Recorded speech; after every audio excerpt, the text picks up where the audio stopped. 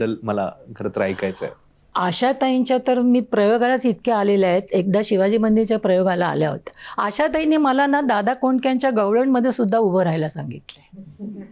काही नाही दादा आज यांना उभं राहायला सांगा, साडी द्या त्यांना, एक नऊवारी साडी, आणि या बाकीच्या गवळणी येतात ना, मग आशाबाईंनी तिथे उभं राहायला पाहिजे, या उभं राहायला पाहिजे. दादा, मी म्हटलं अहो मी कधी केलं नाही, बोलायचं नाही, गायचं नाही आहे तिथे, नुसतं यायचं आहे तुम्हाला म्हणाला. आणि बाई म्हणजे काय हो, एकदा बाई म्हटलं की आपण नाही म्हणणार नाही ना. आणि मग एकदा शिवाजी मंदिरच्या प्रयोगाला आल्या, मला म्हणाले काय हो, काठा बॉर्डरच्या साड्या, आजही मी काठा बॉर्डरचीच नेसले बरं का, आजही तीच नेसले मी. आणि मला म्हणायला लावणी गाता छान बसून, आणि म्हणे कुंकू लावत नाही.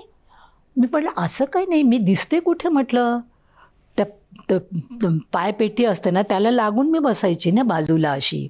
तर मी म्हटलं मी दिसते कुठे हो बाई. आतमध्ये आल्या, दादांना बोलवलं.